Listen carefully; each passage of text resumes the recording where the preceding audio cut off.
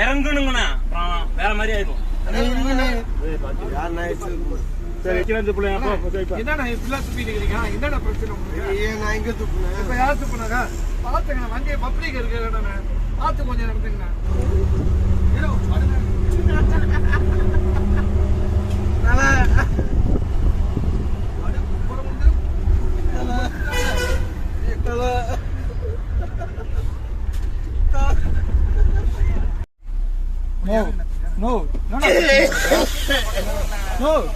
என்னடா பிரச்சனை? குழந்தை தூங்கிட்டு இருக்குல்ல, பாருண்ணா. அதான் கம்முன்னு பாடுண்ணா.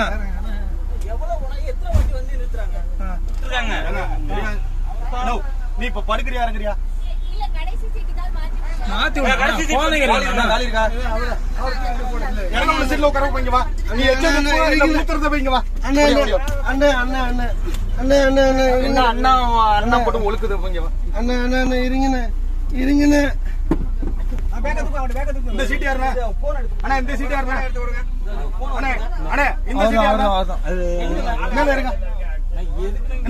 சொல்றது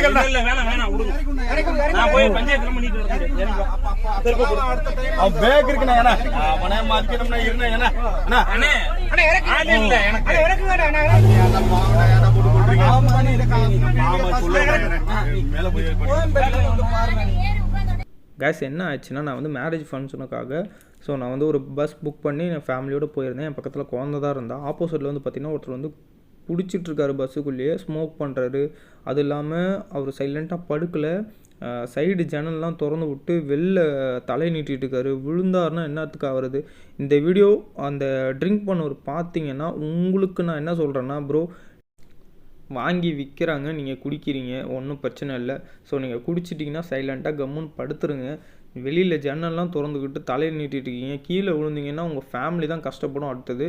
ஸோ அதுக்காக தான் நான் சொல்கிறேன், உங்கள் சேஃப்டி தான் முக்கியம். ஏன்னா வந்து இதுக்கு மேலே நான் என்ன சொல்கிறதுன்னு தெரியல. ஸோ ஆனால் டிரைவர்னாலாம் பாவம் 3 மணி நேரம் லேட்டாக தாங்க நாங்கள் போய் சேர்ந்தோமே. செம்ம டென்ஷன் ஆகிடுச்சு எனக்குலாம்.